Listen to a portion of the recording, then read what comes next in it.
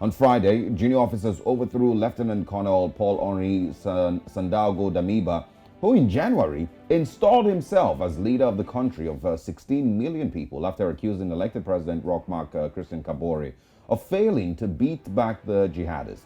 Religious and community leaders say Burkina Faso's military leader, Paul-Henri Damiba, has agreed to step down. And this comes 2 days after military officers announced that he had been removed from power. In the capital, Ouagadougou, people have been reacting to the latest political developments to hit Burkina Faso. Joining us this morning to analyze this is global affairs analyst Nweke. Good morning, and thank you very much for joining us. Thank you, Olive, for having me. Now, all right.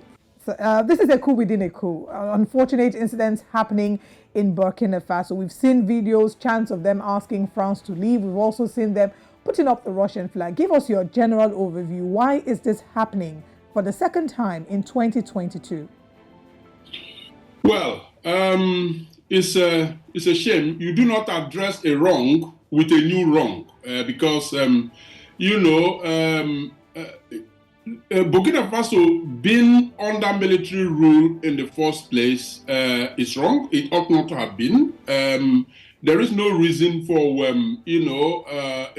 constitutionally elected government to be, moved out of office by force. That is against all tenets of democracy. That had happened before, and now a new one is happening. So there is enough blame to go around in terms of, condemning both the first coup that brought in the military government and this second war. But then again, you also have to look into what I call the unseen hands, within all of these episodes. And the unseen hand here happens to be France, which has been, fingered in more ways than one for actually having, a lot to do with what is happening in Burkina Faso.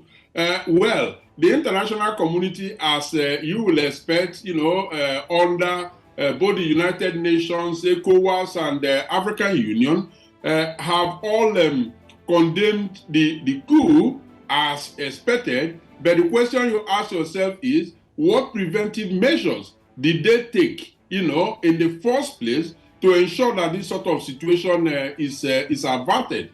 And looking at the global, extended African, continent, it is becoming too appalling for coups to be, perpetrated. I think in the past 10 years, we've had approximately 53 coups that have failed, but at least 10 have succeeded. That is way too much for a modern democracy. So this is unacceptable, and I think the international community has got to do more to penalize the coup plotters and send a very strong message there that nobody is going to accept to work with them and that they are going to be on their own except the country is returned to democratic rule. Well, that hasn't really worked very well. If you look at the Mali case, there has been similar, sanctions, and reactions from the international community and from the African Union and whatnot, but it didn't seem to change much. But I want you to speak a little bit more about something you mentioned, and that is the France perspective. It seems like across Francophone Africa, there's been less and less tolerance for the presence and the influence of France. And of course, if you also follow the Burkina Faso story, you must have seen that the French embassy was also affected. I think it was burnt. What do you think is going on with the relationship with France and Francophone Africa?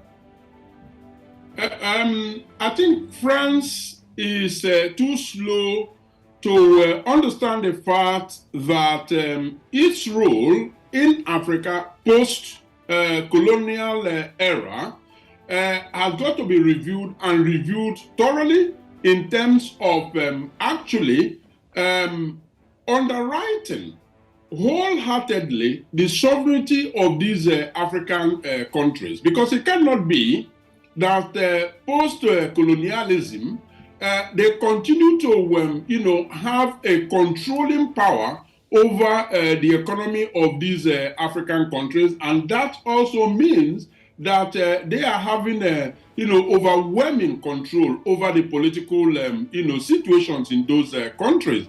Now the people are waking up to that reality. I mean, the people of those francophone African countries, they're waking up to those realities, and they are saying, enough of this, we're not having this nonsense anymore.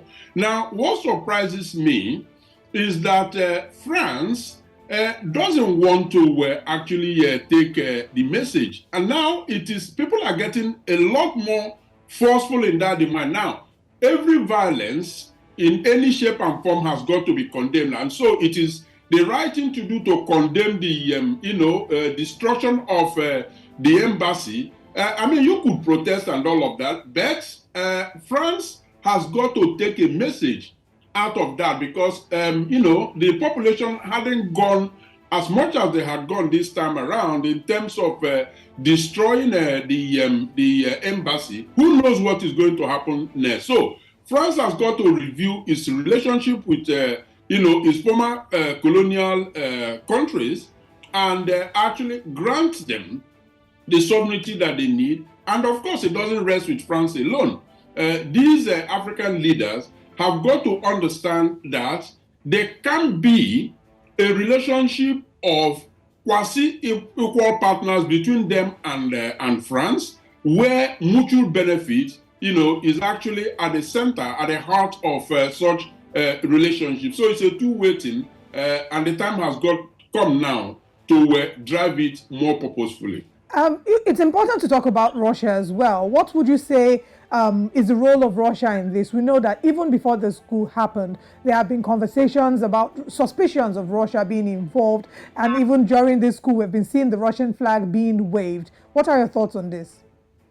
My thought on that is that Russia has been pretty opportunistic when it comes to playing into these, crises emanating from former colonial countries vis-a-vis their, former colonial masters, who, as you know, are predominantly members of the Western Alliance, with whom, Putin specifically has, a lot of problems with. So Russia sees this as an opportunity to get an inroad into these African countries. And what is this all about? This is about scramble for the resources of Africa. So Russia cannot be seen to be, an innocent player, but they have been pretty skillful in actually penetrating these African countries, sending out mercenaries, and actually helping to fuel some of these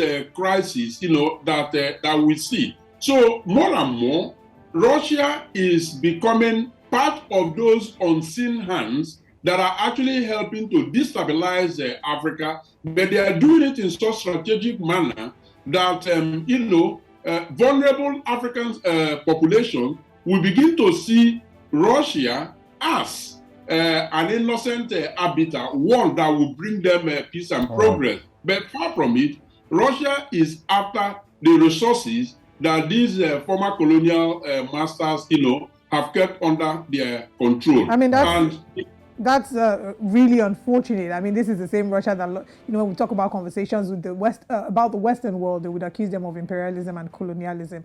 But, there's so much more to explore. We look forward to having you join us again to delve further into this conversation. Thank you so much for joining us this morning on Breakfast Central.